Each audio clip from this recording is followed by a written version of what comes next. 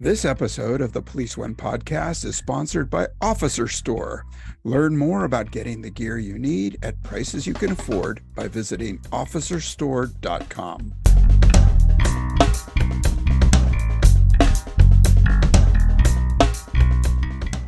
Hey, welcome back. You're listening to Policing Matters on policeone.com. I'm your host, Jim Dudley. Well, law enforcement officers risk their lives every day, and some injuries call for time off, rehabilitation, or even surgery. Others may be severe and call for care and support. And my guest today is Dr. Patricia Kay Reyna, whose husband, Humberto Reyna, a North Carolina State Highway Patrol master trooper, suffered severe brain trauma from being rear-ended on the interstate while he was investigating a collision in 2009. Trooper Reyna has required 24/7 care and supervision since the time of his injury. Dr. Kay Reyna currently works for the Center on Brain Injury Research and Training, CBERT, at the University of Oregon. Her doctoral thesis and research looked at increasing TBI knowledge, self-efficacy, and hope among caregivers of law enforcement officers, firefighters, veterans, and others with TBI. Well, welcome to Policing Matters, Dr. Kay Reyna. Thank you so much for having me. Yeah, so I've read about your family and the incident. I hate bringing it up, but I think it's a basis for what we're talking about today. Can you tell us what happened on that day? Absolutely. So my husband and I were high school sweethearts. I have known him my whole life, basically, and our lives were going great, right? And so he became a North Carolina State Highway Patrol master trooper. He was about 8 years in at the time, and he was investigating a collision on the interstate. He was way off on the grass. There were 4 lanes, the on-ramp and everything. And someone came across all 4 lanes across the on-ramp out into the grass and rear-ended him at 75 miles an hour. It hit just enough, a little bit on one side, just enough, though it was like an accordion. It put the entire trunk, it just accordioned the trunk into the back seat, but it just hit enough on the driver's side, just a little, that it spun him back out into traffic. So he ended up with a huge impact and then a spin. And that is what the doctors say that actually caused the traumatic brain injury, was both of those things happening at the same time. And so how was the transition from active law enforcement? He was an athlete. I've read about him. He was a runner and golfer and involved in so many other physical activities. Now you came to a grinding halt. What was that kind of impact on him and your family? Absolutely. I mean, with these injuries that happen just in a blink of an eye, your life changes in an instant. I often say we fell off the planet. It was really hard. I mean, we had a fantastic life together, did everything together. And once he was injured, I had no idea what I was getting into. I didn't know anything about brain injury, nothing at all when this started. So when they sent him home with me, like 3 days later, he wasn't able to get rehab because they didn't approve it. It took me about 13 months to get him into rehab and to a brain injury doctor to actually get some care lined up for him. But so he got sent home with the family. And the man that left that morning didn't come home with us. He, I found out later, he has dementia, cognitive deficits, super sensitive hearing, super sensitive smell. He didn't like to be touched when he came home. He was sitting in the dark. Nobody could get near him. He wasn't talking. He had a very flat effect. And it was just like night and day. He had a complete personality change, obsessive compulsive disorder. I mean, you name it, he's had it. And it was a real big struggle from this very strong man who loved his job and loved serving the citizens of North Carolina. He just loved that job. In fact, that morning he went in early. He usually was a night shift. And that morning he heard that call come in. Was going to work that morning shift, but he was usually night shifts. But he actually went in early and let the other trooper go home because he knew he'd been up all night. And he just went in a few minutes early when he heard the call come in. And so he went over there and then this happened. And what does it do? Well, it changes your life in an instant. And as far as the kids, we had one that had just, he was valedictorian and he had just started a college. And then we had our daughter was 5 days away from being 16, and then a younger daughter that was 12. And I had to say, okay, son, you're on your own.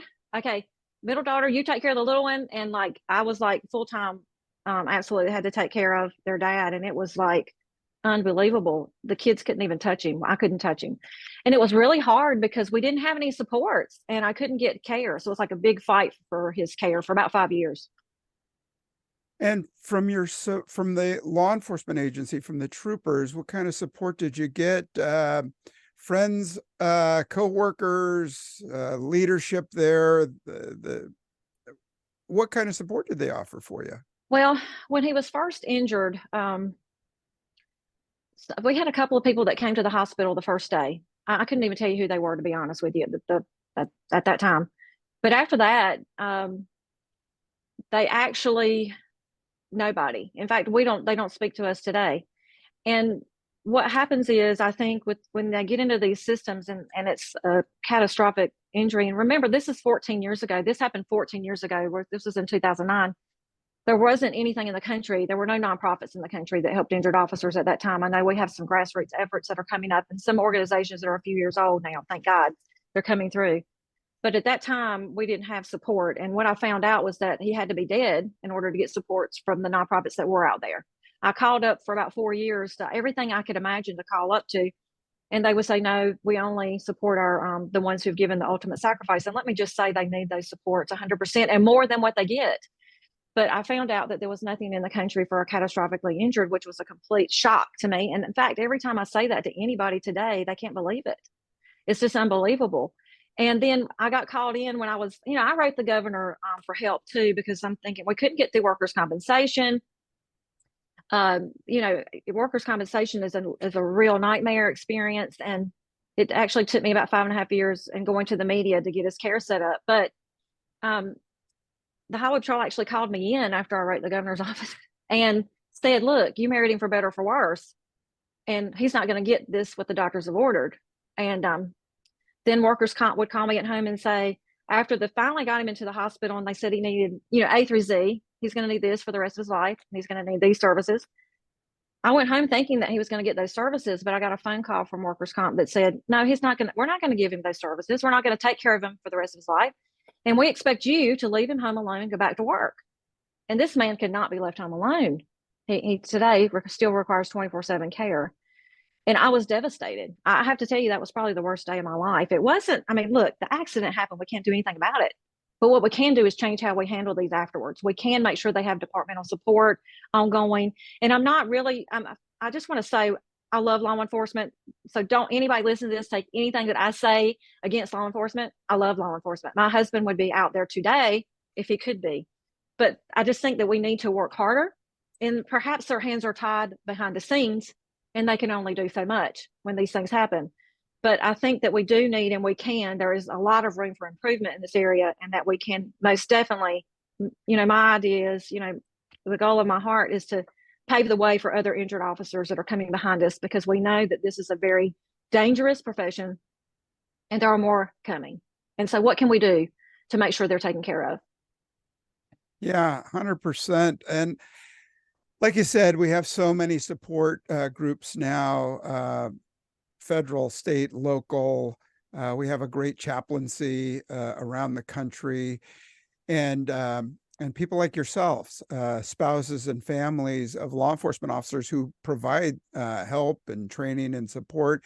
And so you are left with 3 kids and this debilitated husband, and you're a housewife or a stay-at-home mom. You're not a trained RN or any other kind of healthcare professional. What did you do? Right. Well, I was actually working in finance accounting. This was not my industry, right? I had no idea. If you told me this 14 years ago that I'd be, I had my doctorate degree and be doing this type of research, I would never believe it. But when I discovered there was no, help for them, and I also used, I just want to say I love online education, because here I had a husband that I have 24/7. I didn't have my degrees yet. I had put my husband through college. We were high school sweethearts. Only one of us could go. So he went first. And so I was raising the kids, but that was back at work in this finance accounting type work. And so I started with my BA, and I obtained my BA in like 13 months. I went to 2 colleges, transferred everything in, took like 8, 10 classes at the time, and just boom, I had my BA. And I have to say it was therapy, and I was that crazy. I actually needed all of that therapy. It is so hard on the family. It kept my mind engaged with something beyond my problems. At that point, I obtained my master's, and then I enrolled in my second master's and my doctorate program at the same time. And finished my second master's and then finished my doctorate. Now, the reason why I did the research is because I found out in the United States, we don't have any research on injured law enforcement officers, and we don't have any research on their caregivers. I'm kind of like astonished that we don't have that. You know, other countries are ahead of us in this area. And so my thought was, no, we have to do something about this. We can do better, and I can do better. So it took me like 13 years from the time he was injured to get to the point to have my doctorate. But I just kept in mind in my heart that I wanted to help other people. This wasn't just about us. I knew this was happening to other people. So I wanted to do whatever I could do to make sure that our experience is not replicated, that we could change this experience for other people. I truly believe that. And though we have systems that are hard to change, we are creative people. I truly believe the American people are creative. We are creators, and we can create new systems of care and supports, even if the old ones don't change fast enough. We have the opportunity to do something to help our injured. So that's what I did. I went back to school, I obtained my education, and then I just kind of hit it hard on research. I was lucky enough that I was randomly assigned, and I don't think it was random, I believe it was a God thing, to a doctoral chair that actually worked at the Center on Brain Injury Research and Training. Okay, that's no coincidence. I had no idea who we would get as randomly assigned. And so Dr. Melissa McCart is the director of CBERT, and that's where I work now. And so I've just been blessed to be able to work there as a researcher. And actually, there was no funding in the country for this research. So I went around to my family members and said, hey, we just got to get this research. I'm going, would you donate some money? And so my family donated enough money to start the research for me to work 1 day a week at CBERT. So I'm just thrilled to be able to actually finally, after all these years, because let me just say with brain injury, it doesn't stop. It is a constant. It's hard. Okay, it's really hard. I was on the phone with my youngest daughter this morning, and we even shed tears over it, of what happened 14 years ago. It is an ongoing process of helping them rebuild. And I believe that if our officers live, we need to help them rebuild a new life with purpose and hope. And I don't care how much help they need to do that. Yeah, absolutely. So you did your research on traumatic brain injury. You're set up at the institute in Oregon. And so you're finding out more about not only the causes, but the manifestations and then what's left after that. I want to ask you about rehabilitation efforts and progress, if that's such a thing. But first, let's take a moment and thank our sponsor, Officer Store, equipping protectors with passion. That's how we operate, and it's how we live. We understand that having the right gear can mean the difference between life and death. Our goal is to get you the gear you need, when you need it, at prices you can afford. Visit us at officerstore.com. And we're back, and I'm speaking with Dr. Kay Reyna on traumatic brain injury. She is a researcher and a caregiver, and you've suffered that trauma of your husband, the trooper, being injured in this horrific collision, ended up with TBI, the traumatic brain injury. Did you find support once you started the study? Did that study link you into others who were doing anything similar to what you were doing? Not yet, because actually this study is the first of its kind in the country. This is groundbreaking research. No one else in the country is documenting the lived experiences of our injured law enforcement officers, which is what the study I'm doing right now. To document the lived experiences of our officers and through the lens of their caregivers, because laying that foundation is really important to be able to then develop the interventions and supports. But what I did find afterwards, and I want to say, like I said, I called all the law enforcement organizations first, and I scoured the internet, and I couldn't find anybody that would take him, because my husband was literally standing against the wall. And I said to his doctors, what in the world am I going to do? What are we going to do for the rest of our lives? And he said, well, he's going to do what he did before. And I said, okay, what is that? And he said, I said, okay, all right. He was a golfer. He ran in college. He swam in college, and he was very athletic. He said that's what he's going to do now. And Jim, if you had told me that's what he was going to do then, when I was looking at him standing against the wall, I thought, oh, I just hardly could believe it. But that's exactly what we did. So it also ripped off his right arm. It did a lot of damage to his right arm. So he was a right-handed golfer, and he had to learn how to play golf left-handed. And so then this is what ensued then, Jim. I started calling around to find out, were there any organizations that would allow an injured law enforcement officer to participate? Because obviously he wasn't born this way. He couldn't do Special Olympics. I tried the Paralympics, but they said that he wasn't injured enough because, it has to be like an amputee. They want to be able to see the injury. And my husband looks okay, but he's not. Okay, he's not. So you can't always see brain injury. It doesn't mean anything if you can't see the injury. So, and then I got him to Georgia once for a swim clinic, and it was with I arrived and they said, well, we only have two groups here. It's children and he can't swim with the kids, and it's veterans and he can't swim with the veterans because he's not a veteran. And I was standing there in Georgia, like 6 hours away from home, and they're like, but we'll let him swim today, but he cannot come back. It was actually with that group of veterans. I realized something. I want to say a shout out to all the veterans in the country. My love for you. Veterans have figured out that they embrace people. They embrace their injured, and they actually, after that event, when they said there's nowhere else in the country for you to swim, that night I was at the hotel. I was up all night just lamenting and thinking, what, this cannot be. But I started a nonprofit called Operation Homeland Honor, and we do adaptive sports. But back to the organization that did help, I finally found a veterans group, and it was led by John Warden, and he took us in, and he adopted us in. And I do not know where we'd be today without John Warden and that group of people. It was an adaptive cycling, and we went across the country for years. And what they did was they went from like point A to point B across a state, and they cycled during the day. And for people who could not make it on their own, Humberto doesn't have balance, but he has a recumbent bike. They put push bars on the back and they pushed them. And I drove support. And on those rides, I would sit there and watch this group of veterans taking care of my husband. And it just encouraged my heart so much because he couldn't do it alone. And once we were in California, and all the pushers had gotten exhausted, and my husband and I were still at the bottom of the hill, this big mountain in California. I think it was Sur, if that means anything. And here we are at the bottom of the hill, and we can't get up. And I bent down. If you ever see my Facebook page, it says never give up. And I'm talking to him, don't give up. And John Warden came down the mountain and pushed him up single-handedly all the way up the mountain.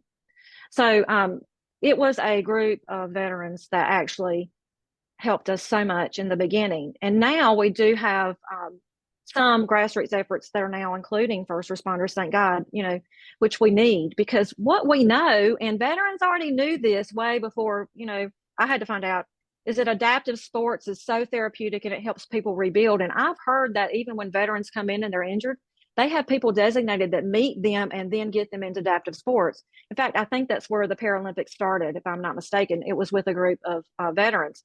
But nevertheless, I think adaptive sports is a fantastic place to start. And also you get to rebuild your community, because when you're injured, you lose your sense of self, you lose your community. And that then you've rebuilt a new group of people that you can walk in with these people. And it doesn't matter how you are.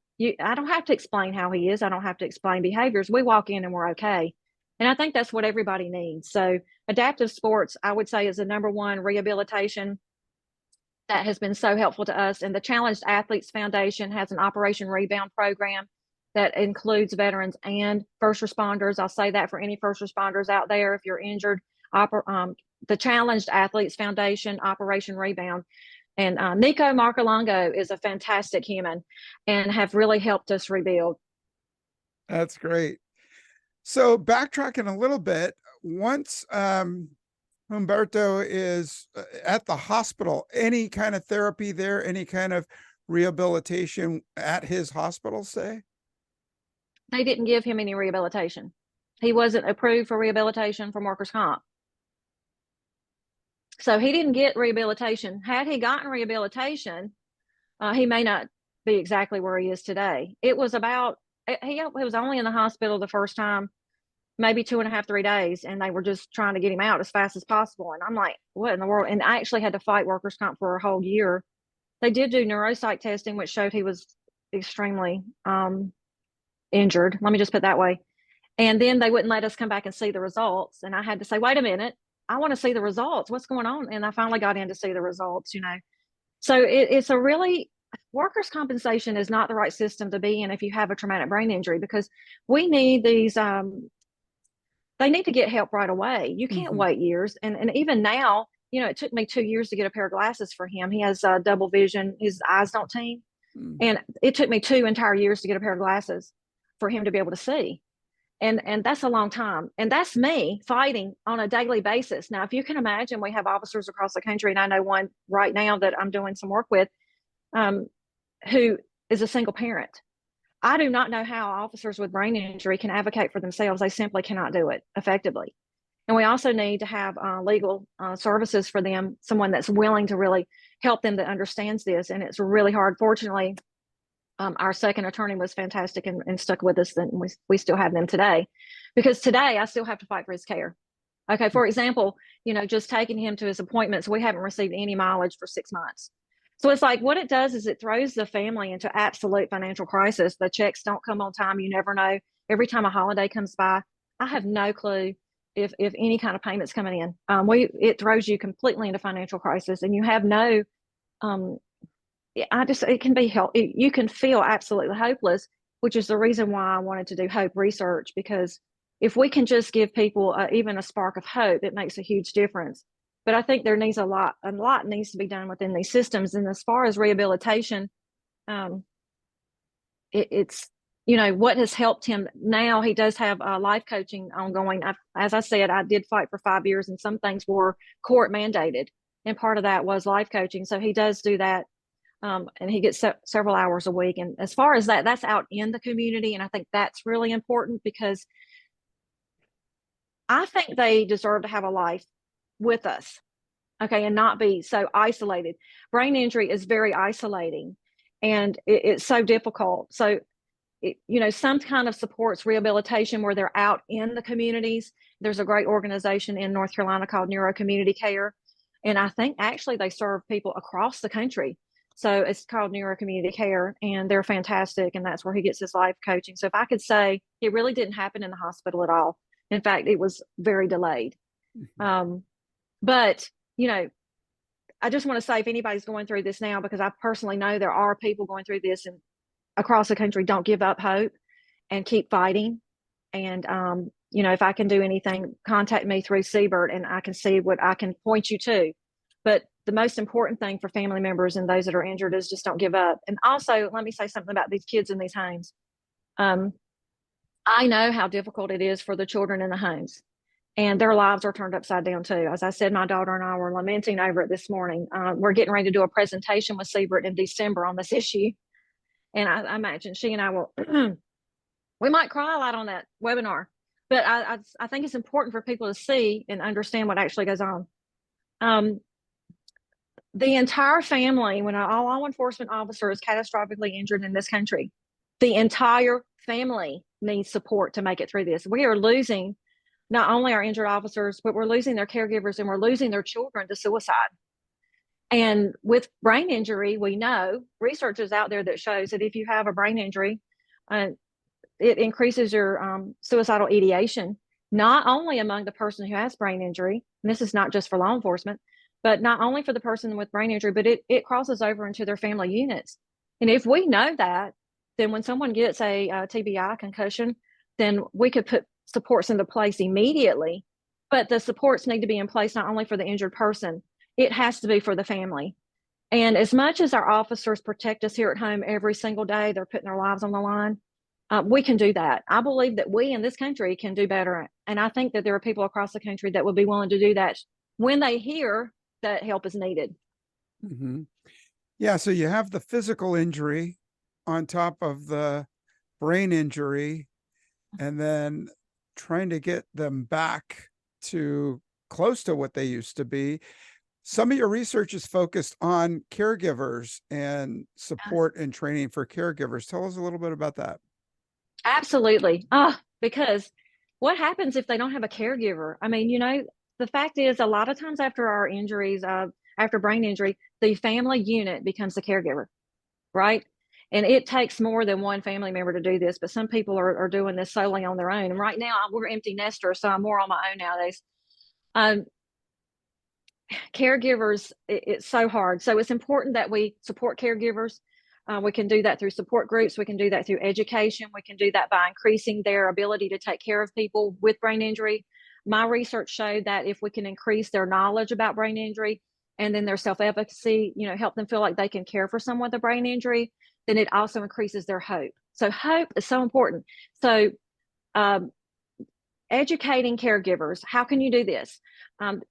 That you can do this. And then also caregivers also need to have a really robust self-care program. And I have developed some programs for self-care for caregivers. I have several books on Amazon too that are out there that I've developed several models about. I don't think people really understand what happens after brain injury. And so I've developed some models out there so that you could actually just look at those. They're very simple, very short, that people could get an idea about what happens. And then I think also just increasing our supports and interventions for caregivers is important. Now, with law enforcement caregivers, I'm the first one in the country to do this as far as I know.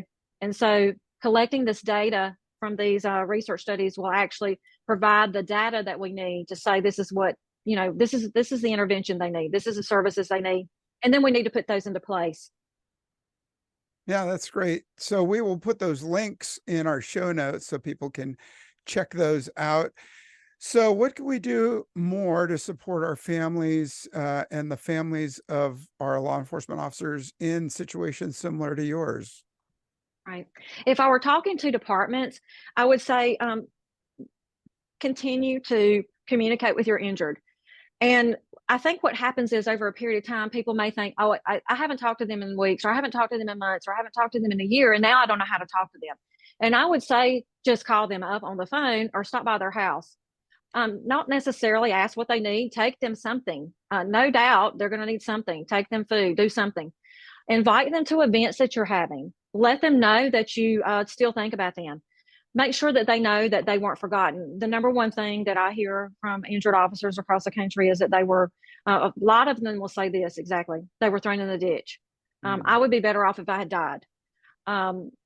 My family would be better off if I had died. So if we can change that by connecting with them, either by phone, I don't care how we do it, some way, make connections, reconnections back to departments or other groups of law enforcement groups like these nonprofits, support groups, whatever it is, gather them back in. As far as organizations, if you have services that you can provide for our injured law enforcement officers, then let them know. I have to tell you, after injury, these officers are not going to have a ton of money to be able to pay for care. It's going to take them years to get care through the workers' compensation system they're in. So if you're in a position to provide any type of care for these officers and their families, then I would suggest volunteer to do that. Also, if anybody wants to help with the research, donating money toward the research, there is a nonprofit that CBRT is associated with, that if you donate to the nonprofit, you also get a tax write-off. So you would get something for donating, and you're going to actually be changing the lives of these officers. So if anybody wanted to donate to that nonprofit, they could contact me through this Center on Brain Injury Research and Training. Also, you know what? I think we just need to know that when an officer lives in this country, do not assume that they're getting everything that they need or that they're automatically going to be okay. Many times we raise money for the families that have lost the officer, and we should, but we don't raise funds for the officers that live. And let me just tell you, it is the hardest thing I've ever done in my entire life, is to live through this experience. And it's hard. You're not financially secure again. I have been fighting for this. I'm 14 years out, still trying to figure this out, to be able to make sure that my family's okay. Remember that the catastrophically injured officer has to keep living. And it's really important that we help them do that. And then providing the supports for the families in any way. if you can impact one person, it makes a difference.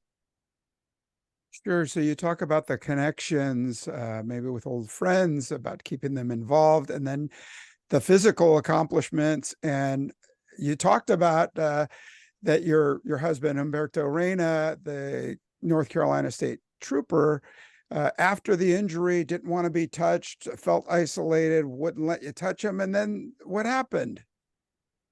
Well, right after the adaptive sports, I say this. After about 4 days of that first cycling event, we were walking down the hallway of the hotel, and he put his arm around my shoulder. I couldn't believe it. There was something so therapeutic about that one adaptive sports event. It was unbelievable. Now, let me just tell you that Umberto was not in good shape then at all. I asked the leaders of that cycling group later. I said, "What did you think when you first met him?"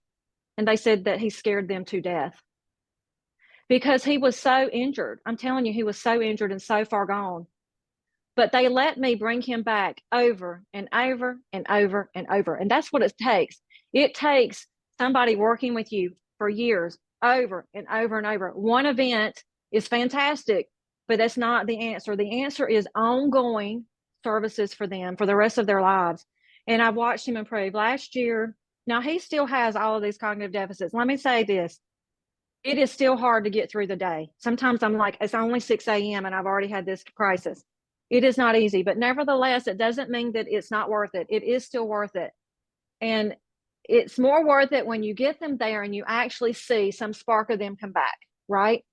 So just having these services is what's so important to keep them going. Yeah. Well, kudos to you, and you're a hero as well as Humberto for the service that he did. You're doing great research. It's going to help us all. Thank you so much for being on the show, Dr. Kay Reyna, traumatic brain injury researcher and caregiver. Thanks so much for what you've done. Thank you for having me. And again, to anybody out there, if you're listening and you're struggling with this brain injury, whether it's law enforcement or not, I want you to keep fighting and keep pressing on because it's not over yet. If you live through this, then you can rebuild your life. And so we're here at the Center on Brain Injury Research and Training to help you do that. And so get in touch with us and let us see what we can do for you. And thank you for having me, Jim. Oh, my pleasure. And to our listeners, I hope you enjoyed listening to Dr. Kay Reyna, and you can check out her articles and books and her bio on our show notes. So check it out and let me know what you're thinking. Drop me a line at policingmatters@police1.com.